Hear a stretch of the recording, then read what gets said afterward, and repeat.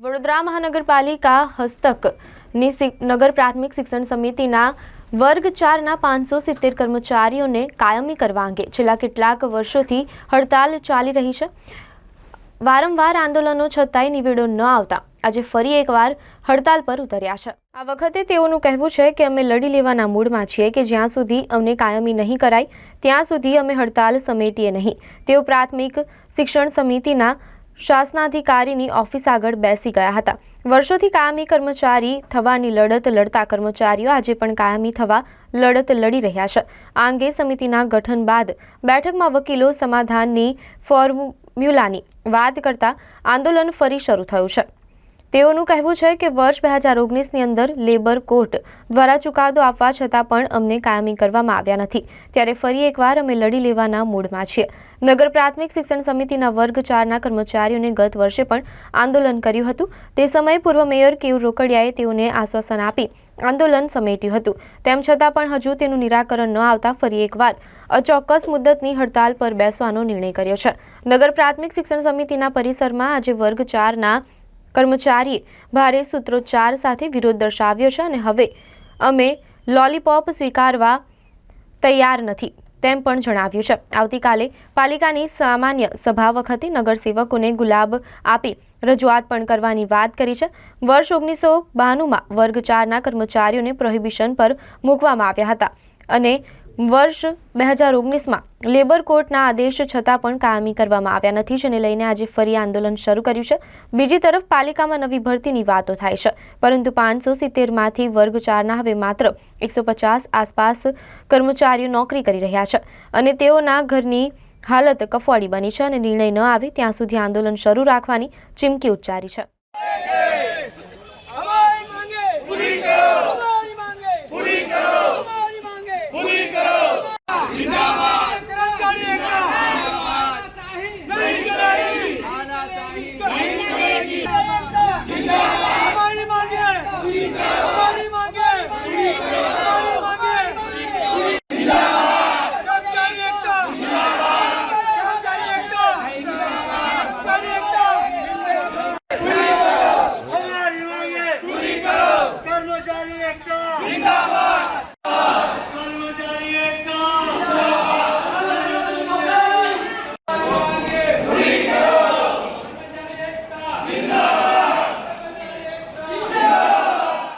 बोलिए भाई, हमारे बोलवा जेवुं अमे आ कामे जईए એટલે આટલી ઉંમરમાં બી જઈએ છે।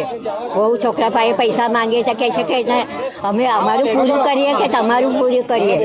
હા, પછી બોલો, પછી શરમ નથી, અમને 20 વર્ષ થયા, બોલો પછી આગળ આવ્યા ક્યારના કાયમ થઈ ગયા હતા। બાકી ચલાતું પણ નથી।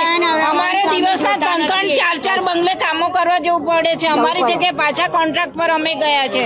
શરીર કેટલું સાથ આપે અમને ઉંમર પ્રમાણે, અમારે અમારો હક જોઈએ જ છે। કોઈ પણ સંજોગોમાં અમે હવે અહીંયાથી ઊભા થવાના નહીં, હટવાના નહીં। અમારી જે માંગણી છે લગભગ 32 વર્ષથી અમને કાયમ નથી કરતા। લેબર કોર્ટનો ચુકાદો આવી ગયો છે, શિક્ષણ સમિતિ એની સામાન્ય સભામાં મંજૂર કરેલું છે, તેમ છતાં પણ કોર્પોરેશનમાં એ કામ મુલતવી રાખેલું છે। એટલે અમારી માંગણી તો એટલી જ છે કે જે 32 વર્ષથી કાયમી નથી કરતા એમને કાયમી કરે, જે નિવૃત્ત થઈ ગયેલા કર્મચારીને પેન્શન આપે, ચાલુ નોકરીવાળા જે 115 કર્મચારી રહ્યા છે એને જે કંઈ પગાર વધારો હોય એ આપે, ત્યાર પછી જ અમે લોકો ઊભા થવાના, ત્યાં સુધી ઊભા થવાના નથી। હવે 1947માં દેશ આઝાદ થયો અને 47 વર્ષથી અમે લોકો કામગીરી કરી રહ્યા છીએ, એટલે 1977થી અને 392માં ઓફિશિયલી ઓર્ડર મળ્યો છે 1 વર્ષનો પ્રોબેશન પીરિયડ, જે હટાવ્યો પણ નથી અને લંબાવ્યો પણ નથી। ઘણી માંગણી બાદ અમે લોકોએ 2000ની સાલમાં હાઈકોર્ટમાં ગયા। હાઈકોર્ટે 2012માં એવું કહ્યું કે નીચલી કોર્ટમાં જાઓ। નીચલી કોર્ટમાં અમે કેસ જીતીને આવ્યા તો પણ ના આપ્યો અને આ લોકો અમને ફરી હાઈકોર્ટમાં લઈ ગયા અને આ રીતે આ વર્ષો એ લોકોએ બગાડ્યા છે। અમારા 570 કર્મચારી હતા, અત્યારે માંડ 115 કર્મચારી રહ્યા છે અને લગભગ 2-5 વર્ષમાં એ કર્મચારી પણ નિવૃત્ત થઈ જશે। એટલે આ વખતે તો અમે અમારું છેલ્લું હથિયાર કાઢ્યું છે કે અચોક્કસ મુદ્દતની હડતાલ, જ્યાં સુધી કામ ના થાય ત્યાં સુધી અમે ઊભા થવાના નથી। સમિતિ હવે અત્યારે માનનીય ડેપ્યુટી કમિશનર સાથે વાત થયેલી એ પ્રમાણે ચર્ચાઓ ચાલે જ છે અને કમિશનરશ્રીની ઓફિસમાંથી પણ કહેવામાં આવ્યું છે કે આમાં કાયદાકીય માર્ગદર્શન લઈ અને એ પ્રમાણે આપણે આગળ વધીશું। આ કેટલા કર્મચારી આ લોકો કેટલી ચાલુ છે અને આની શું અસર પડશે સમિતિ પર? આ લોકો હડતાલ પર ઉતર્યા અત્યારે 120 જેટલા 150 જેવા કર્મચારી ચાલુ છે. તો અસર પડશે સમિતિના કામ પર? જી ચોથા વર્ગના કર્મચારી છે એટલે ખાસી બધી અસર પડશે. વારંવાર આ લોકો હડતાલ પર બેસે છે, વારંવાર એમને મનાવવામાં આવે છે કે તમારો રસ્તો કરી આપીશું. ફરી એકવાર એ લોકો અચોક્કસની મુદતની હડતાલ પર બેઠા છે. કઈ રીતે આપણા તરફથી એક્શન લેવામાં આવશે શું ચર્ચા વિચારણા થઈ? અત્યારે તો અમે એમને સમજાવટની કોશિશ કરીએ છીએ. આગામી દિવસમાં બાળ વિવાહ એટલે આ લોકો બહિષ્કાર કરે છે એ માટે વિચારીએ છીએ. અત્યારે હું કશું કહી ના શકું આજની તારીખમાં. અત્યારે અમને સમજાવવાની કોશિશ કરીએ છીએ. જોઈએ શું પરિણામ આવે છે અમારી સમજાવટનું. આ લોકો નહીં સમજે તો 120 થી 150 જેટલા કામ કરે છે, એમના સામે કોઈ કાર્યવાહી? એ જોઈશું પછી. અત્યારે હું હાલ ના કહી શકું. કોર્પોરેશન અને આપની સૌની બેઠક મળી હતી. એ બેઠકની અંદર એમના કોઈ પણ કર્મચારીને બેસાડવામાં ના આવ્યા હતા. તે વાતને લઈને આપ શું કહો? બેસાડવામાં નતા આવે એવું હતું નહીં. બહાર જે બેસાડી અમારી રાખે 2 કલાક સુધી અને એમને અંદર ચર્ચા કરવા પણ ના બોલાવે. માનનીય ડેપ્યુટી કમિશનર સાહેબને અગત્યનું બીજું કામ હોય એટલે સમયનો અભાવ હોય એ લોકોને નતા બોલાવ્યા. બાકી એવું કશું હતું નહીં.